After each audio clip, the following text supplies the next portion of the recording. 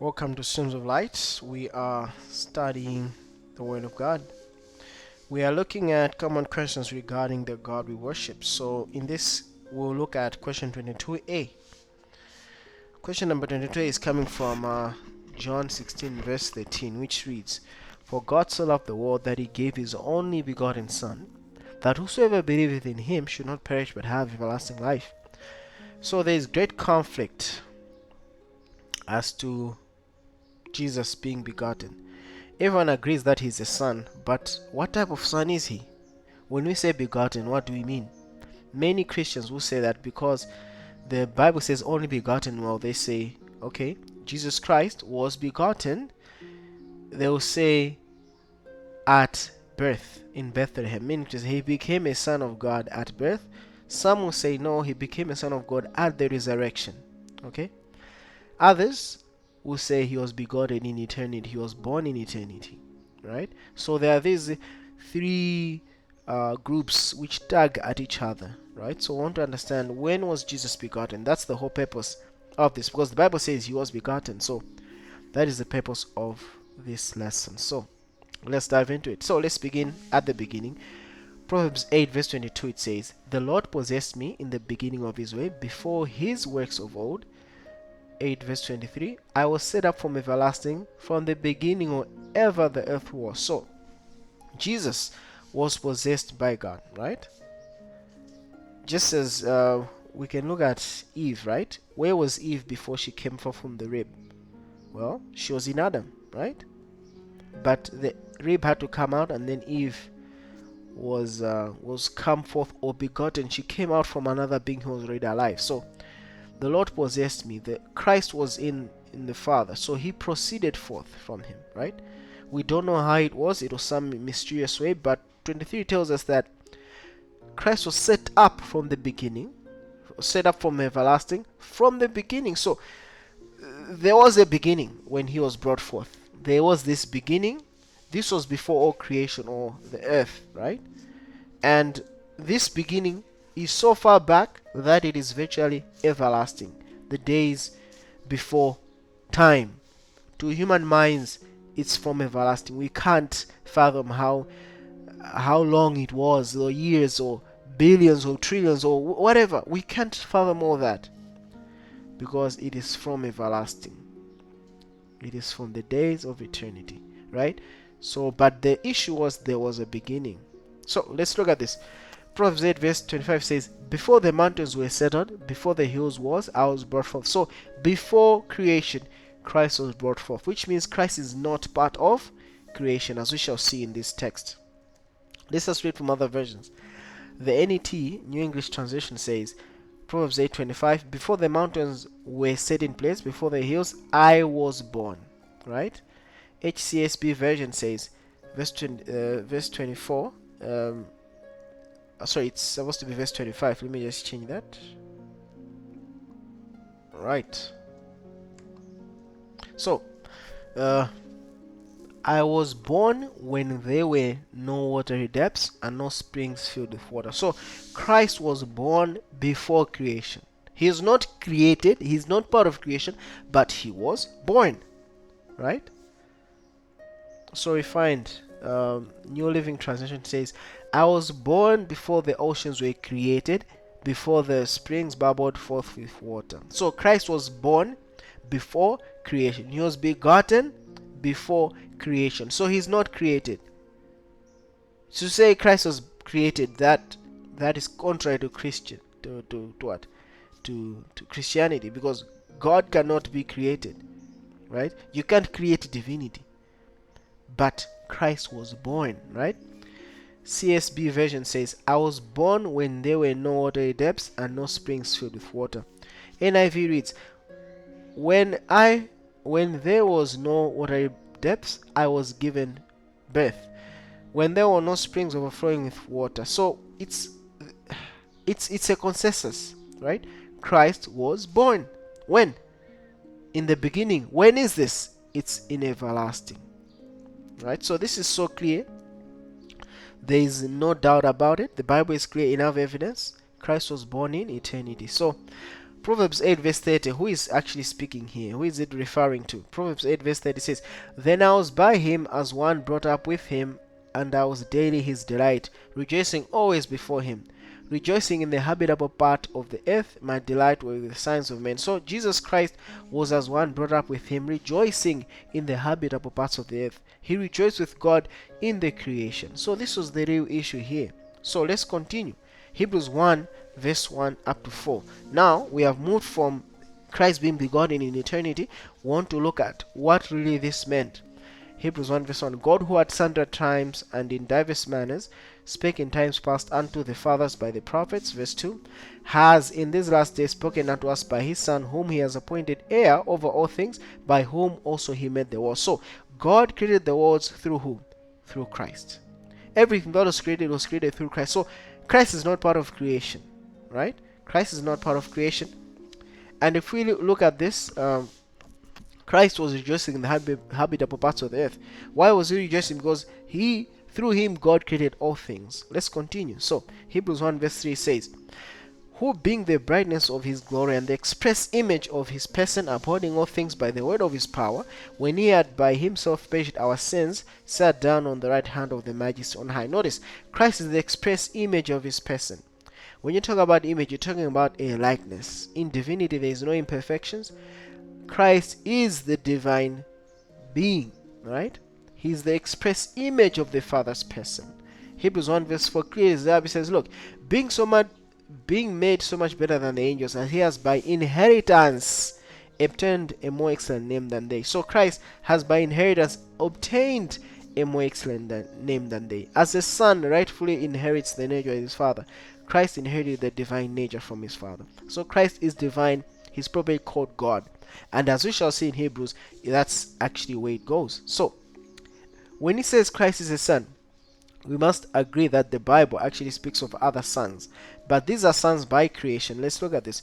Job 38 verse 6, it says, Whereupon are the foundations thereof fastened, or who laid the cornerstone thereof? Job 38 verse 7, When the morning stars sang together, and all the sons of God shouted for joy. So who are these morning stars? Well, Isaiah 14 verse 12, How art thou fallen from heaven, O Lucifer, son of the morning? How art thou cut down to the ground, which did weaken the nation? So we find that Lucifer and all the created angels and all the created beings are sons of God by creation, right? They are sons of God and by creation, and the S that is used for them is small letter. Okay, let's look at this. Luke 3 verse 38, which was the son of Enos, which was the son of Seth, which was the son of Adam, which was the son of God. So Adam was a son of God by creation. So Adam and all the angels and all created beings are sons of God by creation. Okay? And there is a second category where you and I are. This is Romans 8 verse 15. It says, For you have not received the spirit of bondage again to fear, but you have received the spirit of adoption, whereby we cry, Abba, Father. So I find that the second category of son is you and I, right? Because we were sinners, separated from God. Now we are adopted back. So we are sons of God by adoption. And by this adoption, we mean we are related to God, not just as a human adopts a son and only the name changes. But no, our life, our nature changes because we receive the Spirit. So we cry, Abba, Father. So we are sons of God by adoption, right? So they're sons of God by creation as angels and Adam. And we are sons of God by adoption. But Jesus is only one in his category whereby he's a son by being begotten, the only begotten. He's unique in that he's the only one begotten, right? So Jesus is the only begotten son, right? So let's look at this. And this being the case, Hebrews 1 verse 6, what does it say? And again, when he brings in the first begotten to the world, he says, Let all the angels of God worship him. Notice, Christ was already first begotten before he was brought into the world. So Christ was the first begotten before coming into this world, right? God had a son to give. He had to have a son in order to give him, right? And notice, what does he say of the angels? Hebrews 1 verse 7. Why should the angels worship Jesus? And of the angels he said, Who makes his angels spirits and his ministers a flame of fire?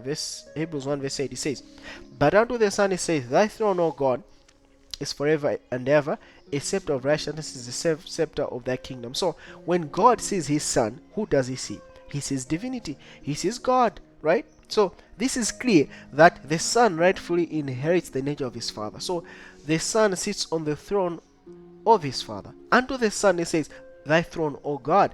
Hebrews 1 verse 9 is so clear. It says, thou hast loved righteousness and hated iniquity. Therefore God, even thy God, hath anointed thee with oil of gladness above thy fellows. So we looked at this text. We saw that even when Christ cried at the cross, my God, he was referring to the Father. So who is the God of Christ? It is the Father, right? We saw this in John 20 when he said, I go to my Father and your God, and to my, I go to the Father and your Father. I go to your God and my God. So who was the God of Christ? It was the Father. So main references, we looked at this. I don't waste time on that, but the point is this: Christ is the Son of God, and because of his sonship, he is divine. He is God. Right? So this is so clear. And he is God how? He's the first begotten, right?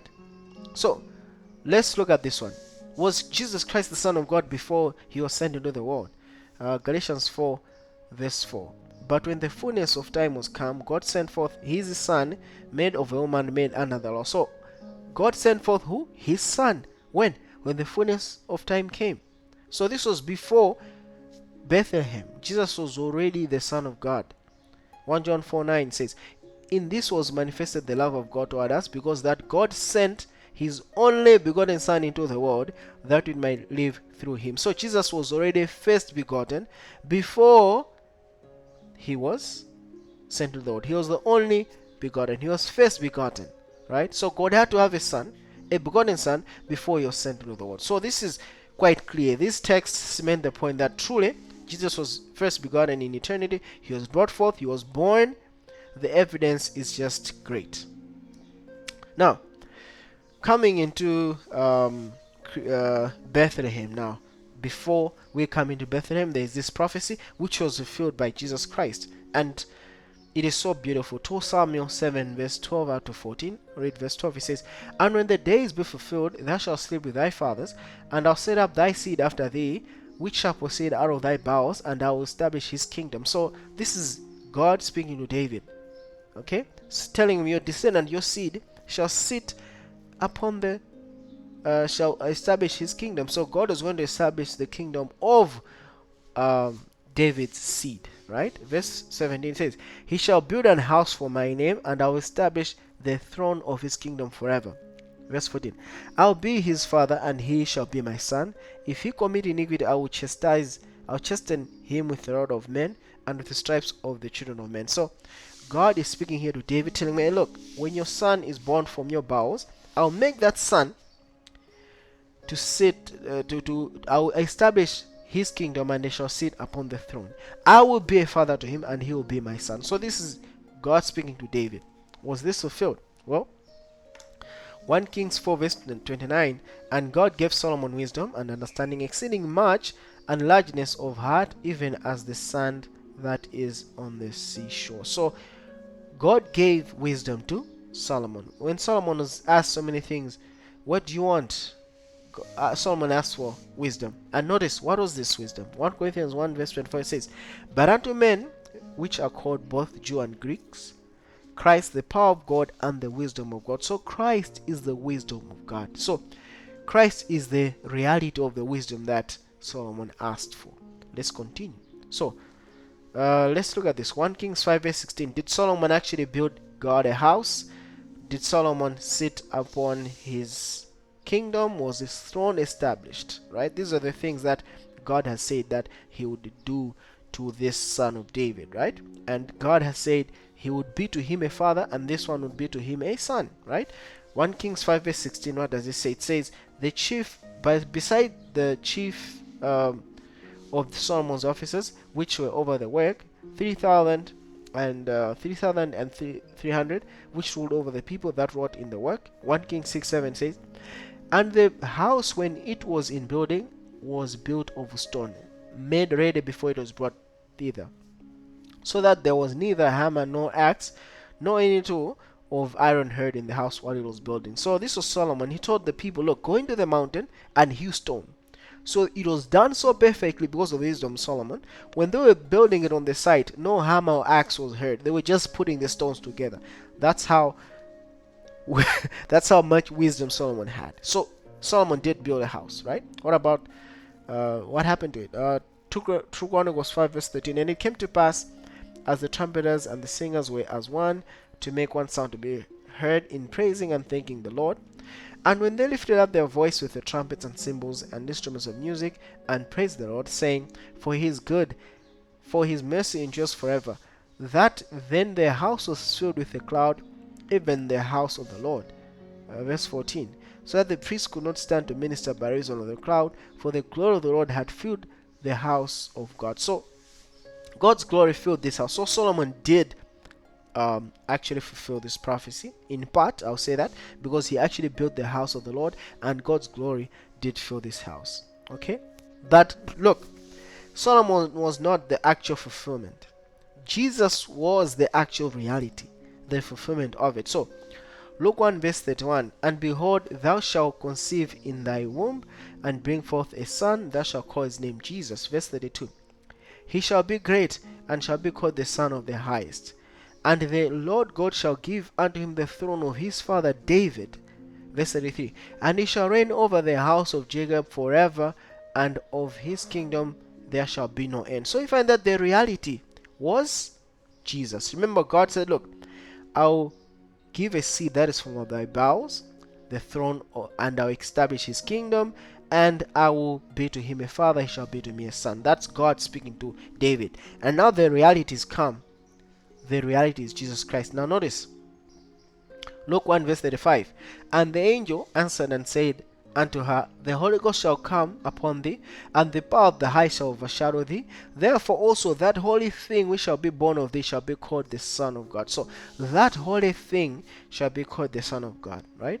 So we find that this issue here, there were many people who understood the prophecy. They felt that, okay, if the Son of God is coming, he should sit upon the throne. They didn't understand the nature of the kingdom, right? They did not understand the nature of the kingdom. When we are looking at the broken case, we shall look at this nature of the kingdom. It's a series that we shall do later. Now, what was the reality? What had really happened? How was Jesus the Son of God in this case, right? Philippians 2 verse 6, it says, who being in the form of God thought it not robbery to be equal with God. So Jesus Christ was in the form of God. He was divine in nature, right? Verse 7 says, but made himself of no reputation, and took upon him the form of a servant, and was made in the likeness of men. So Christ took upon him the form or nature of a man. So in eternity, Jesus was born, and he was in the form of God. He was divine in nature. But now, in a secondary sense, he was born again, or begotten again, in Bethlehem. Right now, he was the Son of God in a new sense. He was to be called still the Son of God in a new sense, because in eternity he had within him the nature of divinity. He was divine in nature. But now, with that divine nature, he was born, and now he was having the human nature. So he was the Son of Man, right? But still, he was the Son of God. We'll explain that later. So he was the Son of God and the Son of Man at the same time. So he was born and begotten in Bethlehem, like for the second time, because now he was born with the human nature, right? And who was responsible? Who was his father? Well, Luke 1 verse 35, we read, it says, the Holy Ghost shall come upon thee, and the power of the highest shall what? Shall overshadow thee. And who is his father? He shall be called the Son of God. So in Bethlehem, what happened? God actually fathered Christ for the second time. It was a miracle. Divinity and humanity, the incarnation happened. And who made this possible? It was God via his Spirit. So this was the second time Christ was being what? Begotten. That's when we read John 1 verse 14. It says, and the Word was made flesh and dwelt among us. So the Word, who was God in the beginning at some point with God, right? What happened? The Word was made flesh and dwelt among us, and we beheld the glory as of the only begotten of the Father, full of grace and truth. So we beheld the glory of the only begotten of the Father, full of grace and truth, begotten in eternity, and now begotten in Bethlehem, right? So now, when was this reality of the kingdom? Because when he came, Jesus said, look, I will not sit as king. He was asked, hey, why are you not, you accused, the people accused the Pilate, asked him, so look, if my kingdom was of this world, then by all means my men would fight for it. But the kingdom is not of this world, right? So when was this reality of this kingdom? Because look, here he's the son. When was his throne and when was his kingdom to be established, right? Romans 1 verse 3 says, concerning his son Jesus Christ our Lord, which was made of the seed of David according to the flesh. So verse 4 says, and declared to be the Son of God with power according to the Spirit of holiness by the resurrection from the dead. So Christ was to be called the Son of God with power, right? So here we find that this reality, Christ through the resurrection, he was also supposed to be called the Son of God, right? So we find here some people get confused and say, you see, Christ became the Son of God at the resurrection. But if this is true, then why did God say, hey, this is my beloved Son at baptism? But anyways, what really happened at the resurrection? Let's look at this one. What was the timing of this reality? So this verse will give us the timing of the reality when Christ would sit upon the throne. Okay, Acts 13 verse 33 and 34. And I love Acts 13 verse 33 in KJV because it adds another aspect which is not there in other versions, because it gives it gives power, it gives strength to the message. So Acts 13 verse 33 says, and God has fulfilled the same unto us their children, in that he has raised up Jesus again, as it is also written in the second psalm, thou art my son, this day have I begotten thee. So notice, Jesus was raised up again. When was this? In the second psalm. So we'll look at this psalm. But let's look at verse 34. As concerning that he raised him up from the dead, now no more to return to corruption, he said on this wise, I'll give you the sure mercies of David. You see, so the sure mercies of David were to be given to who? To Christ. When? When he raised him up again. When was this? In the second psalm. And what did he say? Thou art my son, this day have I begotten thee. Remember, Jesus had died. Okay? When he had died, he had ceased to exist. His body had gone down, his spirit, he gave it to the Father. Right? He was not conscious in death. Now, upon the resurrection, what happens? God raises him up when? Again. Right? According to the second psalm. Right? So we have to go there. That's where the sure mercies of David are given unto him. So let's look at this. So this is Psalms 2 verse 6 and Psalm 2 verse 7. Let's read this. Yet I have set my king upon my holy hill. You see? So Psalm 2 verse 7 is now speaking about the sure mercies of David. He's now set as a king upon his holy hill, Zion. This is heaven now, right? 2 verse 7. I will declare the decree the Lord hath said unto me. Thou art my son, this day have I begotten thee. So these words, thou art my son, this day have I begotten thee, they were spoken when? They were spoken when Christ was resurrected. And once he was resurrected, what happened? Christ was anointed as king. Okay? As king of what? As the descendant of David, and he was anointed as king, and now his kingdom was to be established, right? So the words set are nakak, right? It just means to pour out a libation to anoint a king, right? So Christ was anointed as king when? At the resurrection. This day have I begotten thee. But he says, look, but he says he has raised up Jesus again, right? So this was not the first time Jesus was anointed as king. When was he set up before? Because this is again. Let's read this. We already read Proverbs 8 verse 22. It says, the Lord possessed me in the beginning of his way before his works of old. Proverbs 8 verse 22 says, I was set up from everlasting, from the beginning or ever the earth was. So I was set up. The words set up are the same words used in Psalms 2 verse 6. I set my king. Here, I was set up. The same words is nakak, to pour out elevation, to anoint as king. So Jesus, before he came into the world, he was already a king. Right? He was already anointed. He had the glory and the honor. Right? But now, coming as a man, he took the form and appearance of a man. Why? To save you and I. Right? Now he's done the the salvation process. He's dead. Right? Now after he's dead, what happens? God raises him up what? Again to what? To his former glory. So Christ is anointed again as the king. But now that anointing, we shall see that once he was anointed, he will now pass off his life to us who are subjects of his kingdom. Right? And we find out that this issue is so clear in the Bible. So, where at the resurrection, God spoke to say, look, this is my beloved son. In the resurrection, he said, this thou art my son, this day have I begotten thee. But these words were spoken not only here, but also when? Before. So in eternity, when Christ was begotten, God anointed him. Thou art my son, this day have I begotten thee. That was in eternity. Now, at the resurrection, because Jesus was dead now, what happened? God had to raise him up again, anoint him again as the king now. Now, as the king, he can give forth his spirit to you and I, right? And God said, this is what?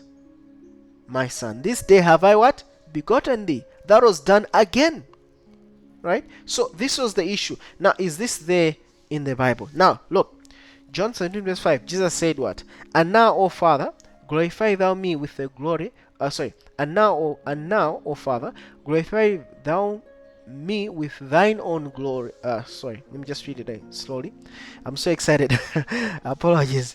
Okay, John 17 verse 5. And now, O Father, glorify thou me with thine own self, with the glory which I had with thee before the world was. So, there was a glory Jesus had with the Father before the world was. Right? And what is this?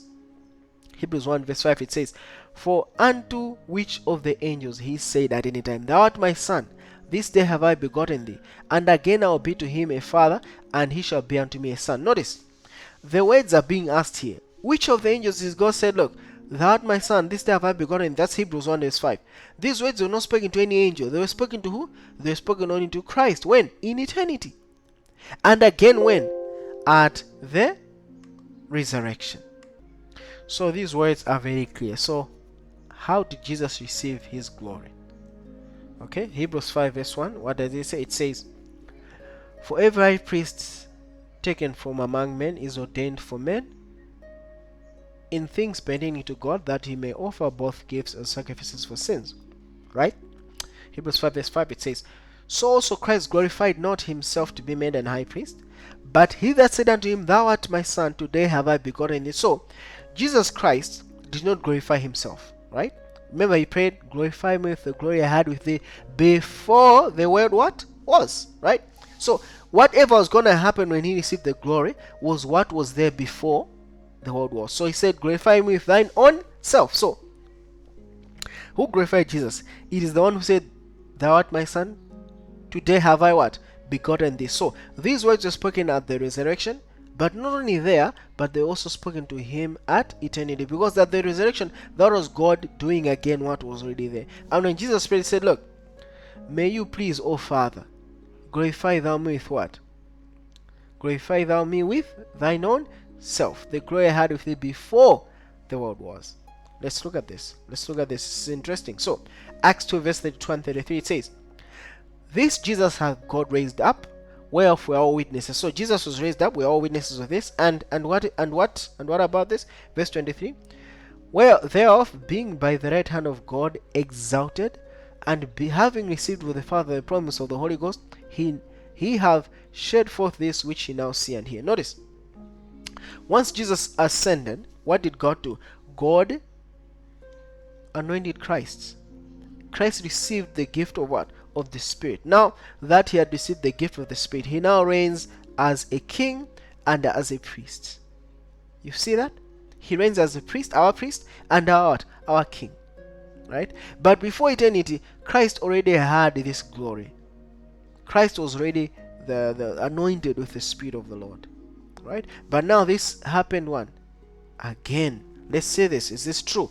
Zechariah 6 verse 12, it says, and speak unto him, saying, thou speaketh the Lord of hosts, saying, behold, the man whose name is the branch, he shall grow up out of the temple, and he shall build the temple of the Lord. Remember, God had said to Solomon, the descendant of David, was going to build the temple and also sit on the throne, and his kingdom shall have no end. So look at this. Who is this branch who's going to build the temple of the Lord? Zechariah 6 verse 13 says, even he shall build the temple of the Lord, and he shall bear the glory, and he shall sit and rule upon his throne, and he shall be a priest upon his throne, and the counsel of peace shall be between them both. So once Jesus conquered sin, he was victorious, he died what happened? God raised him up what? Again, and told him, thou art my son, this day have I begotten thee. So Christ was begotten again when? At the resurrection. And what happened?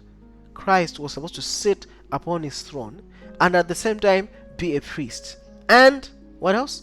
The counsel of peace would be between them both. The two beings, they would have the counsel of peace. The reality, only two beings are involved in our salvation. So let's talk about this temple that Christ was to build. Alright? Matthew 12 verse 42 says, the queen of the south shall rise up in judgment with this generation and shall condemn it, for she came from the uttermost part of the earth to hear the wisdom of Solomon. And behold, a greater than Solomon is here. So the one who is greater than Solomon is here. Who is that? It's Jesus Christ. So these prophecies relating to Solomon literally are applying to Christ. So what did Christ do? How did he achieve this counsel of peace? And what is this temple he's building for God? Ephesians 2 verse 16 says, that he might reconcile both unto God in one body by the cross, having slain the enmity thereby. Verse 17, and came and preached peace to you which were far off, and to them that were nigh. Verse 18, for through him we both have access by one Spirit unto the Father. So through Christ we have access by one Spirit or one life unto the Father. It's by the life of Christ we access God. And how did this happen? When Pentecost came, Christ was anointed with the Spirit, and that Spirit is that which he sheds to us. Right? So it is through this life we are united back. This chiasm that was had, the gap is closed. Right? Ephesians 2 verse 19 says, now therefore you are no more strangers and foreigners, but fellow citizens with the saints and of the household of God. Verse 20, and are built upon the foundation of the apostles and the prophets, Jesus Christ himself being the chief cornerstone. Okay? So, verse 21 it says, in whom all the building fitly framed together groweth unto an holy temple in the Lord. Verse 22, in whom you also are built together for an habitation of God through the Spirit. So notice, we are built as a habitation, as the body of believers, together for God through the Spirit. You see that?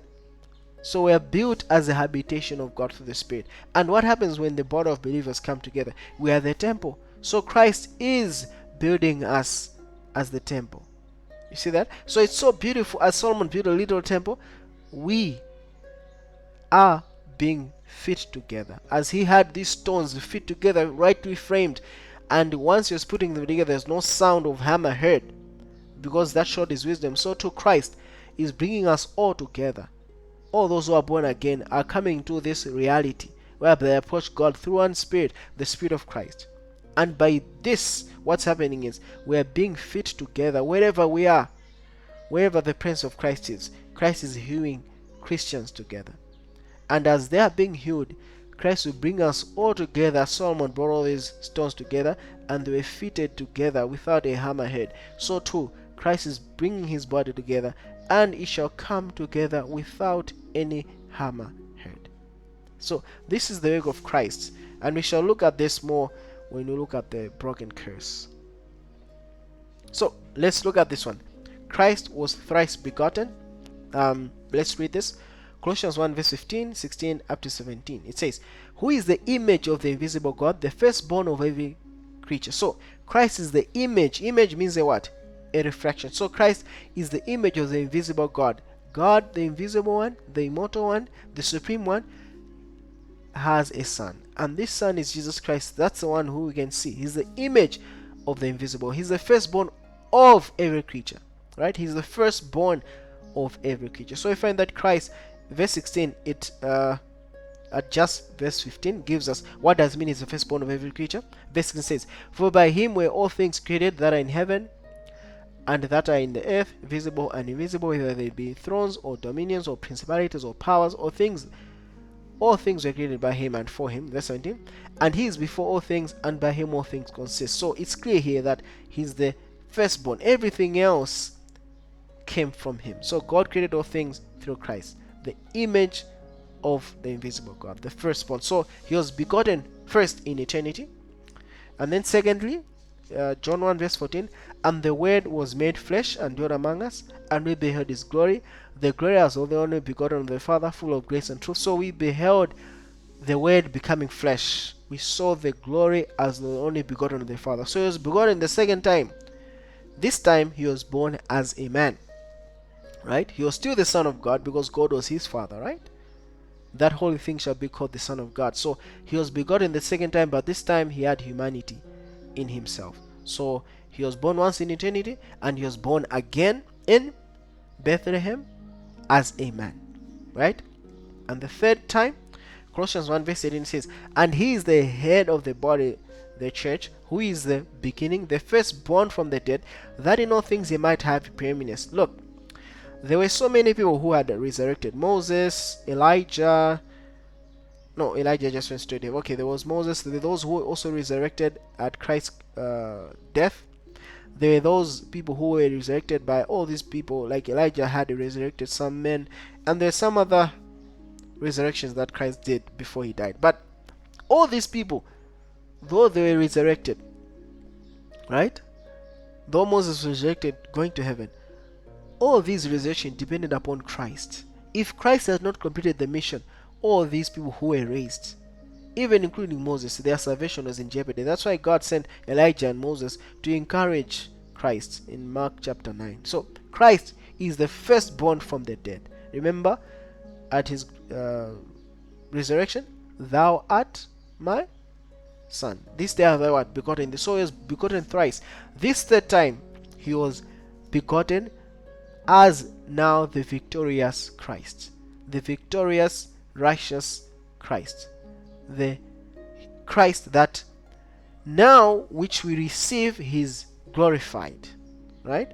So he's glorified, he has the fullness of the human experience, the victorious life, the righteous life, a life connected to God. So when this Christ arose, he went to heaven, he was anointed as a king, right? And we're his subjects, we are part of his kingdom. And not only that, he is anointed as a priest. He's the one that brings us to God, right? So now, as a priest, remember Hebrews 5 verse 1, he's supposed to offer gifts. What gifts does he offer? He offers the gift of his life for us, right? The gift of the Holy Spirit. He's the one who is giving that as a priest. You need to have a gift. You have a sacrifice. The sacrifice that he gave is his life. The gift he offers is his spirit now, right? So he sacrificed his life at the cross. Now he gives that life as a gift through the Holy Spirit. So this is Christ. This is the whole plan of redemption. And all this Christ did to save you and I. With that, let me ask you to subscribe, to like our video, give this video a thumbs up, because YouTube will then recommend our videos to other users searching for similar videos online. May God keep you. May God bless you. In Jesus' name, amen.